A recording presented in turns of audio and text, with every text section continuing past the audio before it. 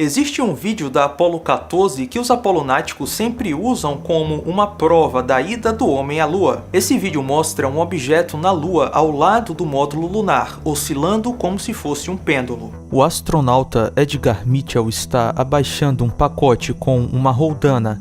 Ele libera uma fita que começa a balançar como um pêndulo. Claro que isso não foi sem querer, não foi um acidente, foi proposital, para servir como prova de que o vídeo foi feito na Lua.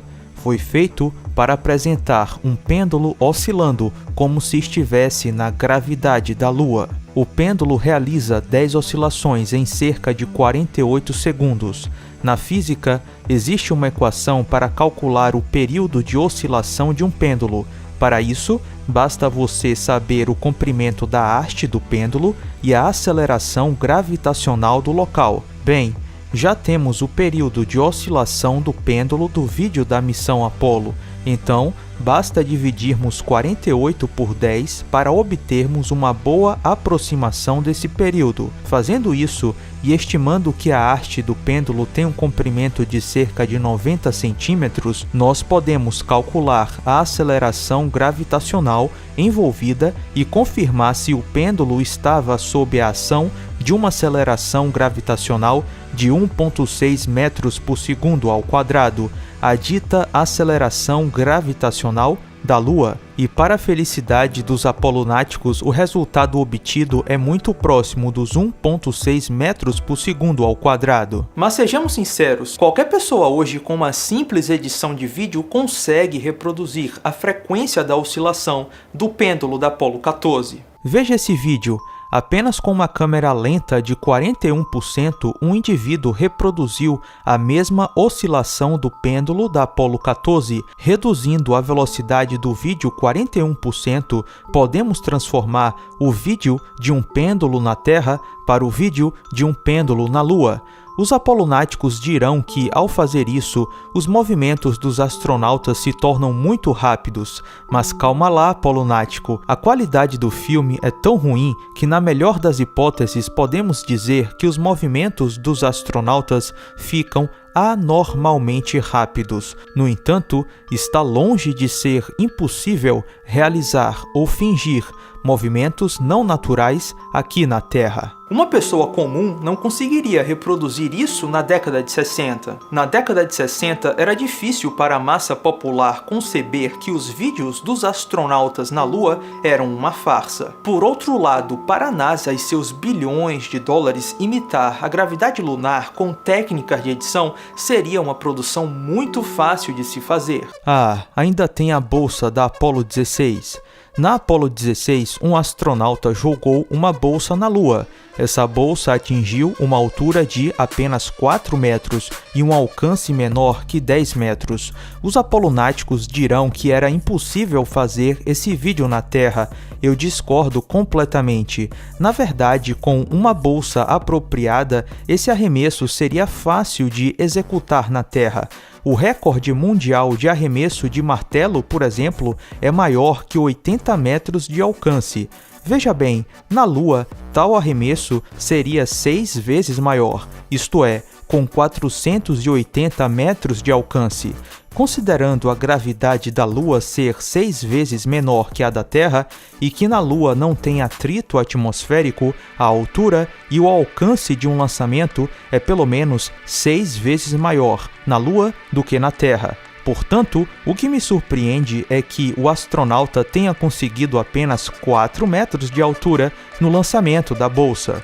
Em tese, é uma altura muito pequena para um lançamento na Lua, por mais fraco que fosse esse lançamento.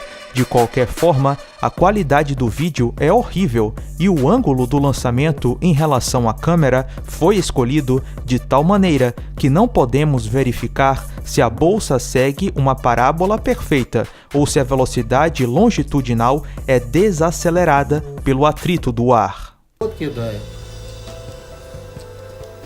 И следующий. Смотрите.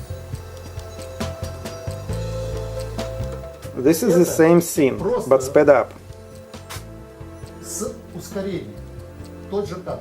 Поэтому These scenes were shot on Earth at a speed of about 75 frames per second. You see, here the shots had to be breathtaking. There are the jumps like this one. This was primarily done in order to convince ordinary people everywhere.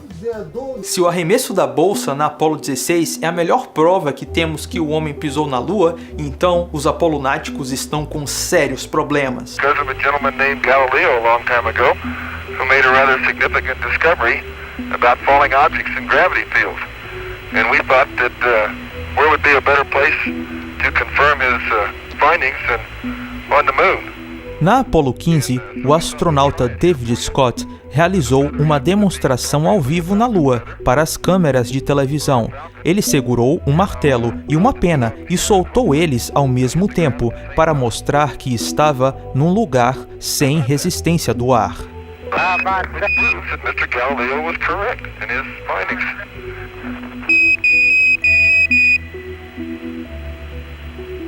Com técnicas de edição, é fácil fazer com que objetos tipo um martelo e uma pena caiam no mesmo intervalo de tempo. Um cara qualquer com poucos recursos conseguiu, com uma simples edição de vídeo, reproduzir a pena e o martelo caindo juntos. Ora, com o orçamento da NASA de 135 bilhões de dólares, deve ser muito fácil fazer isso. Com tanto dinheiro e recursos, seria muito fácil para a NASA ter falsificado os vídeos.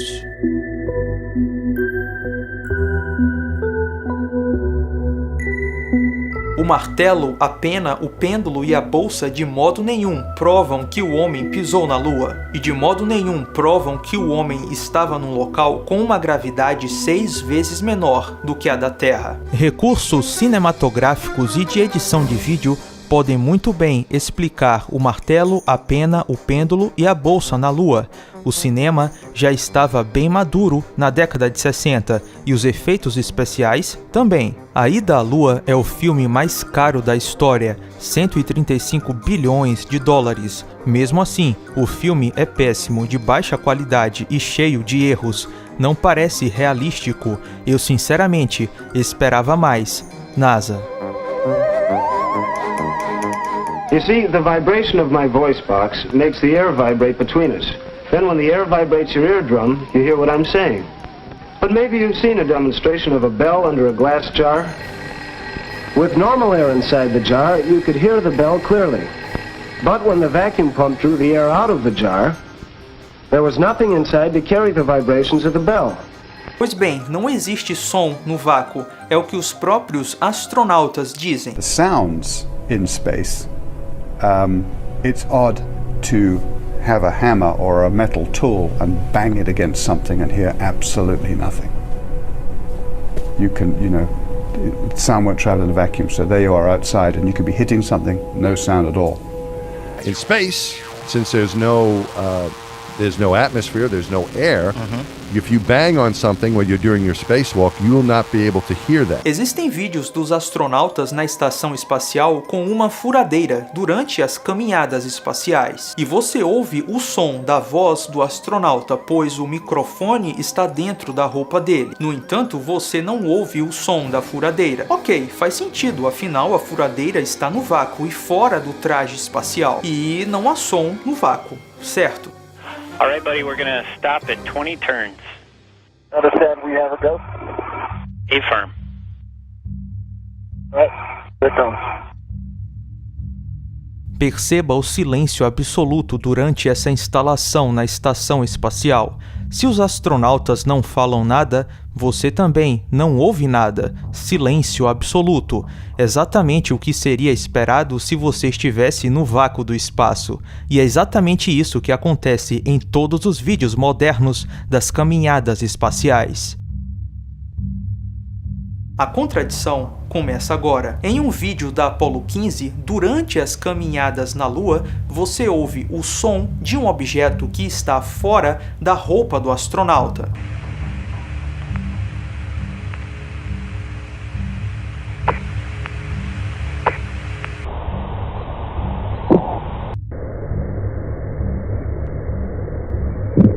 Lembre-se, na estação espacial que tem um vácuo menor que o da Lua, nós não ouvimos o som da furadeira que estava na mão do astronauta. Mas na Lua, que tem um vácuo muito maior que a região da ISS, você ouve um som que foi gerado a uma distância de pelo menos 3 metros do astronauta. Suspeito, muito suspeito. Existem outros vídeos das Apolos em que você ouve o som que foi gerado fora da roupa do astronauta. Good.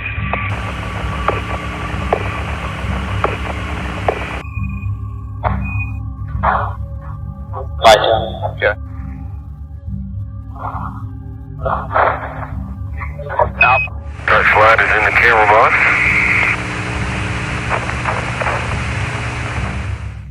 First light is in the camera box.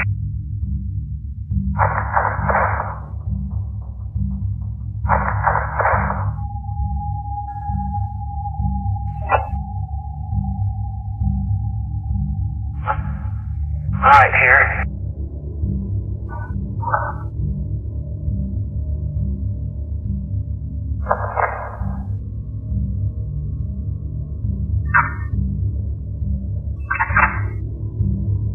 Yeah, we'd like to confirm that that camera battery is Okay, look, Cooper.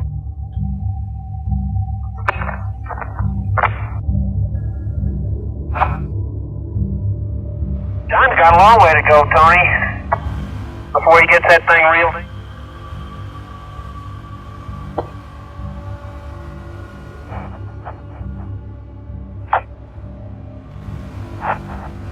Just drive, John.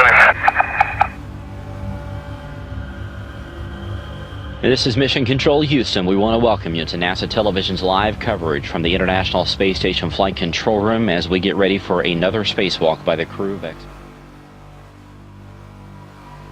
okay, copy. Silêncio absoluto.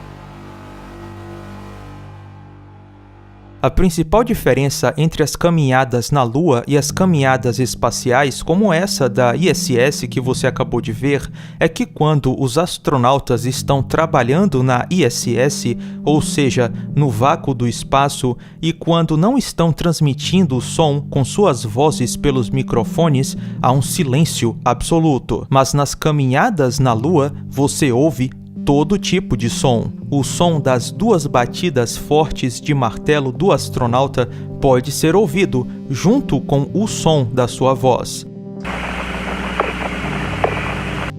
O jornal da Apollo tenta justificar essa falha da Apollo 17 dizendo, abre aspas, provavelmente quando Jane bate na pedra, seu martelo rebate contra a palma da luva pressurizada, criando uma alta onda sonora dentro do traje que foi capturado pelo microfone nos lábios de Jane. Resumindo, a sua roupa funciona como um tambor. Fecha aspas. Sei, mas na ISS a roupa nunca funciona como um tambor, né, NASA? Mesmo usando furadeiras, a roupa dos astronautas na ISS não vibra e não transmite som. 20 turns.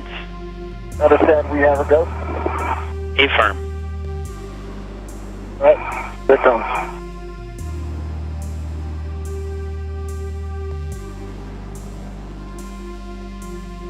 NASA, quem vocês querem enganar com essa historinha?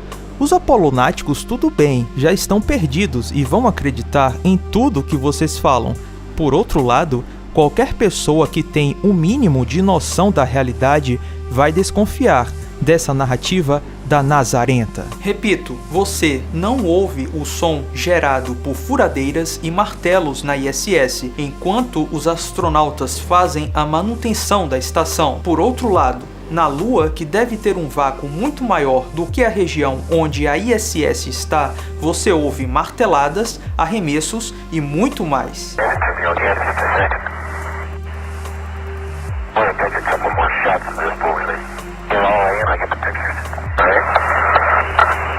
Isso não pareceu a roupa funcionando como um tambor. Parece um martelo de metal batendo com força várias vezes num objeto de metal.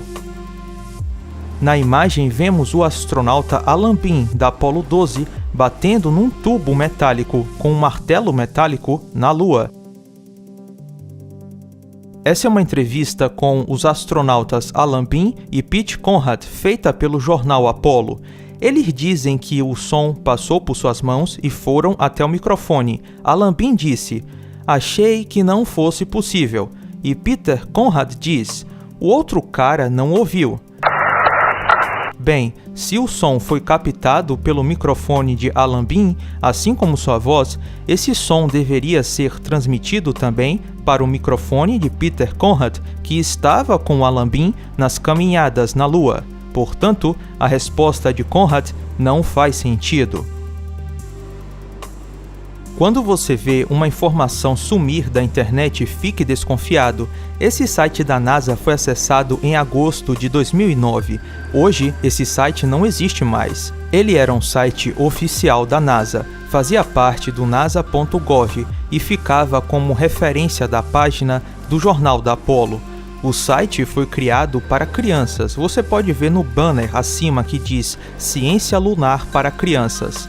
Pois bem, esse site contradiz as declarações dos astronautas sobre as marteladas na Apollo 12, 15 e 17. Veja a imagem na direita. É a imagem de Alan Bean batendo no tubo metálico com um martelo na Apollo 12. E esse é o som dessa martelada. Veja que o subtítulo da página é "Existe algum som na Lua?" O texto do site procura responder essa pergunta. Vou ler uma parte dele para vocês. Abre aspas. "O som precisa de um meio para passar de um lado para outro. Na Lua, como não existe ar, o som não pode viajar sobre a superfície. Portanto, não existe som na superfície da Lua. Quando os astronautas da Apollo estavam na superfície da Lua, podiam falar apenas entre si e com a sala de controle, através de rádio, dentro dos seus capacetes cheios de ar. Até quando o astronauta na foto à direita enterrou um tubo metálico com um martelo, nenhum som foi gerado." Fecha aspas. Ouviu? Vou repetir.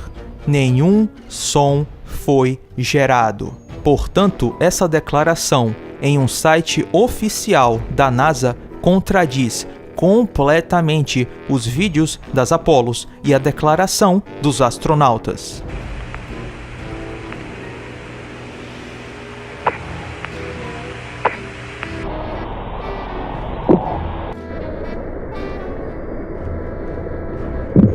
Eu já esperava por essas contradições. É o que acontece em farsas. Para você descobrir a verdade em um mundo de mentiras, você deve prestar atenção aos detalhes. A farsa é revelada pelos detalhes. Não espere que um astronauta vai aparecer e dizer que tudo foi uma farsa. Não, isso não vai acontecer. Você precisa prestar atenção aos detalhes. Vamos ver de novo.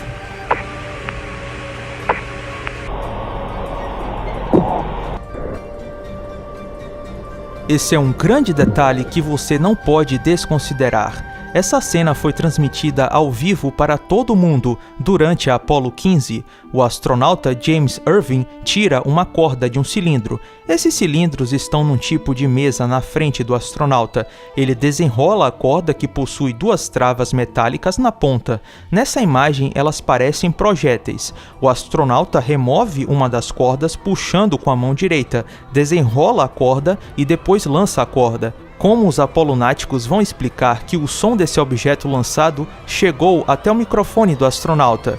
Nos vídeos das marteladas, os apolonáticos disseram que o som foi transmitido para a luva e chegou no microfone dentro da roupa do astronauta. Bem, nós já refutamos isso anteriormente e vamos refutar de novo.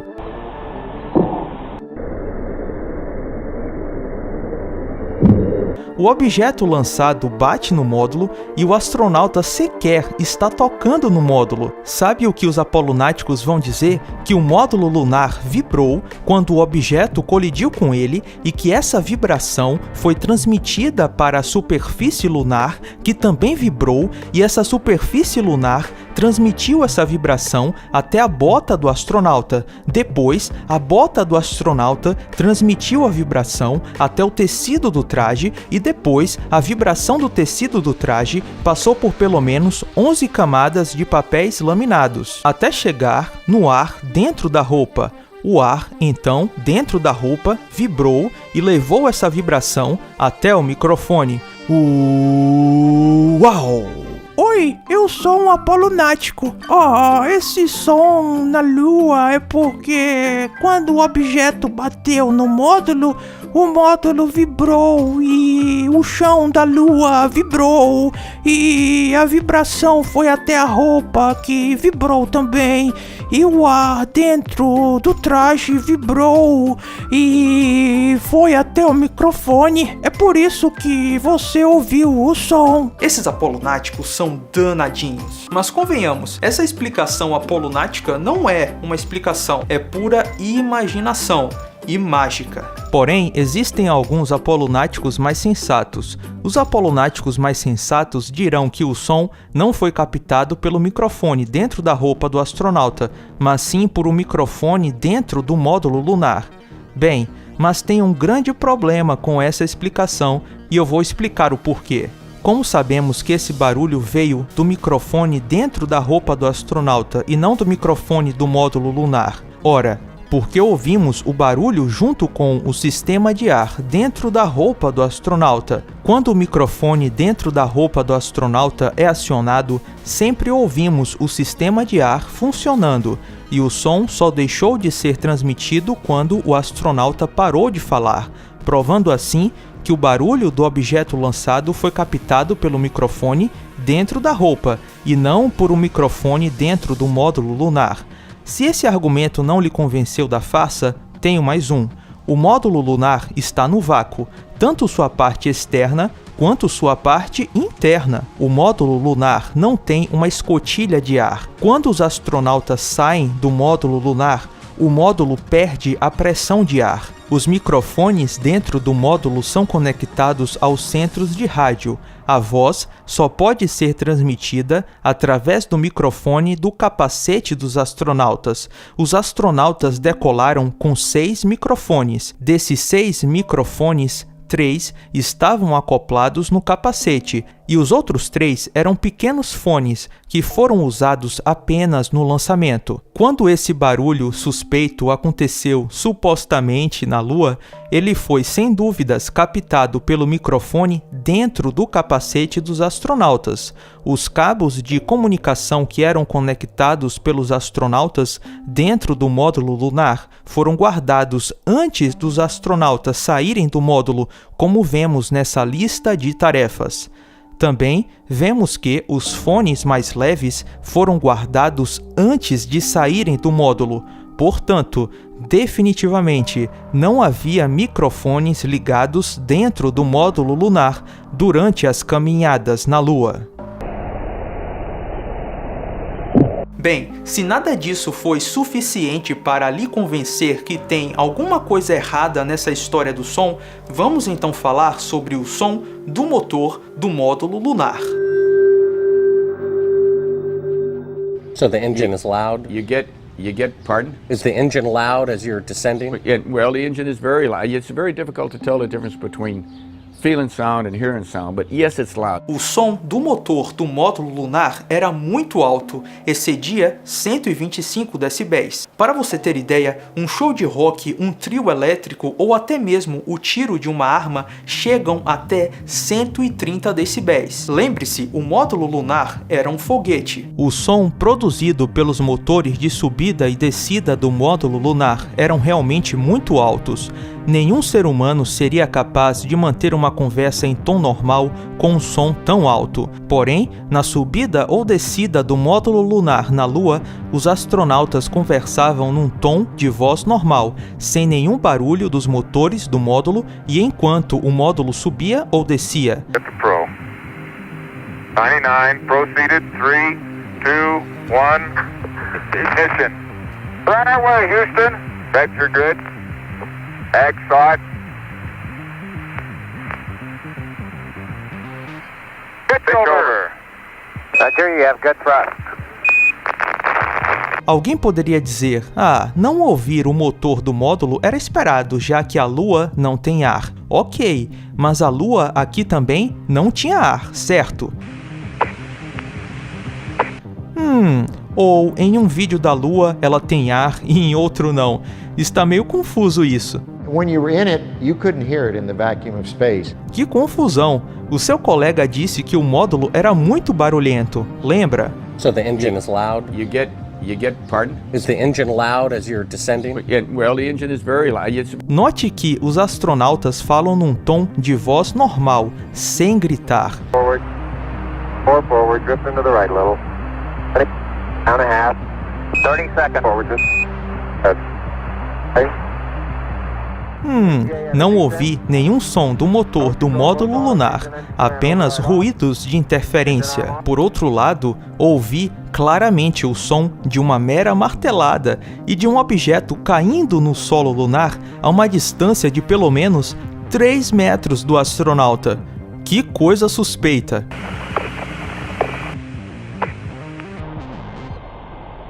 O som de uma martelada ou de algo caindo no solo lunar é muito menos intenso do que o som do motor do módulo lunar. Como você explica então que o microfone dentro da roupa do astronauta foi capaz de captar vários sons fora da roupa do astronauta, mas não conseguiu captar o som do motor do módulo lunar?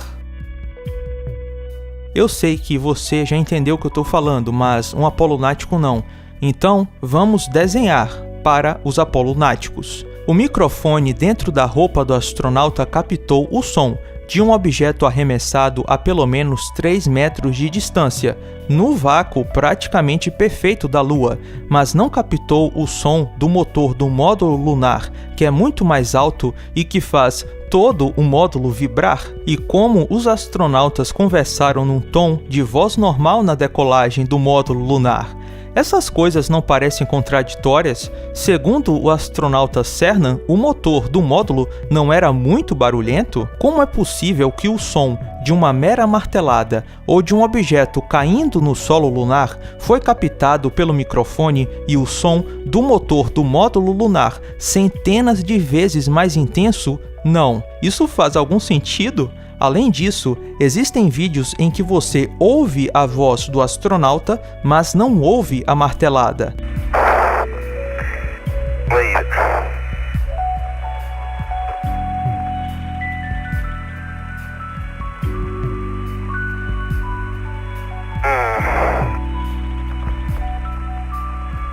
A questão óbvia é: por que em vários vídeos das missões espaciais da NASA nós ouvimos as marteladas e em outros não? Será que a NASA às vezes esqueceu de desligar o microfone no set de filmagem da Lua? Na ISS, os astronautas utilizam ferramentas como furadeira e martelo, mas apenas a sua voz é captada pelo microfone. A questão é: o som de equipamentos muito potentes como uma furadeira não foram captados pelo microfone do astronauta na montagem da ISS, mas marteladas na Lua, que tem um vácuo muito melhor que a região da ISS, foram perfeitamente audíveis e captados pelo microfone.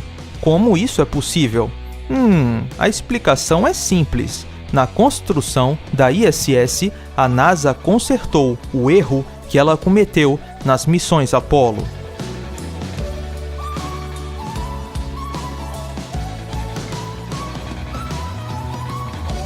Mas não se preocupe, os apolonáticos vão ficar bem nervosinhos e vão inventar uma desculpa qualquer. Oi, eu sou um apolonático e vou falar sobre os micrometeoritos.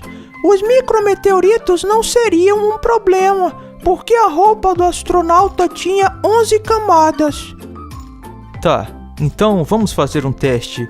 Pega uma pedrinha do tamanho de uma bola de gude ou de um grão de areia a 10 km por segundo, ou seja, 36.000 km por hora, e faça ela colidir com a roupa do astronauta. Que tal? Essa é a velocidade de um micrometeorito. O argumento de que os trajes possuem proteção contra micrometeoritos é falho. Considere que o próprio Van Braun tinha escrito certa vez que os astronautas deveriam se esconder em cavernas na Lua para se protegerem dos micrometeoritos. Recentemente, um micrometeorito do tamanho de um grão de arroz perfurou a ISS. A roupa do astronauta é por acaso mais resistente do que a própria ISS? Oi, eu sou um apolonático e vou falar sobre a reentrada. Na reentrada, a cápsula esfria por causa da mesosfera, que varia de menos 10 graus a menos 100 graus Celsius. Considere que, enquanto a cápsula entra na mesosfera, o atrito e a velocidade da cápsula vai ficando cada vez maior. E isso certamente causaria um aumento de temperatura na cápsula. A cápsula de comando era feita essencialmente de liga de alumínio, a parte do material do escudo térmico que é composta por resinas, cerâmica, fibra de carbono e outras coisas. Porém, o que questiono é se esse escudo térmico seria tão eficiente, fazendo com que a cápsula conseguisse ficar tão isolada termicamente como a NASA diz.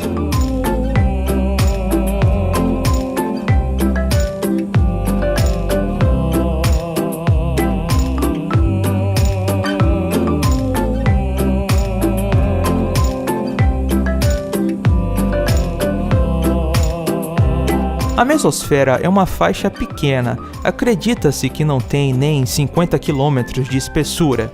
Se a queda total da cápsula leva cerca de 3 minutos, quanto tempo seria então para a cápsula atravessar a mesosfera?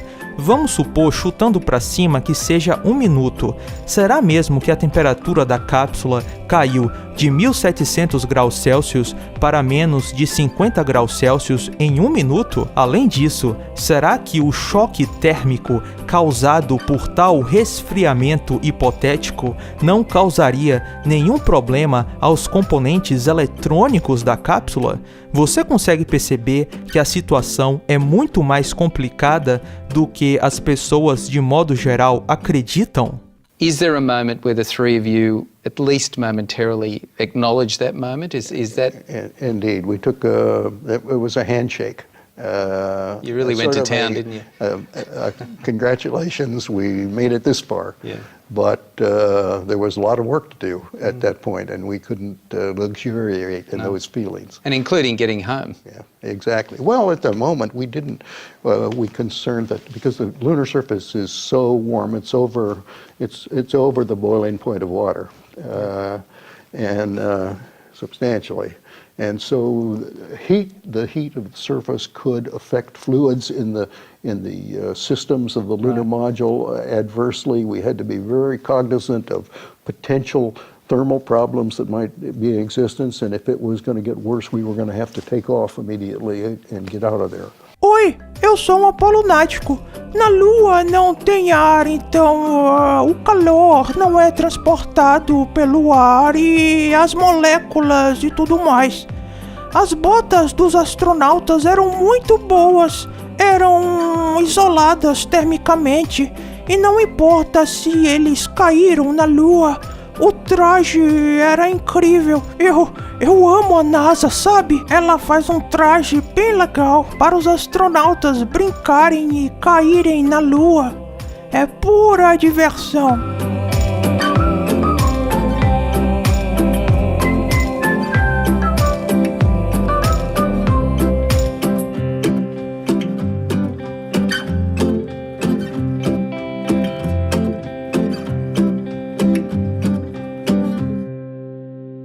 A próxima jornada agora é ir para Marte. Apolonáticos, vocês estão perdidos.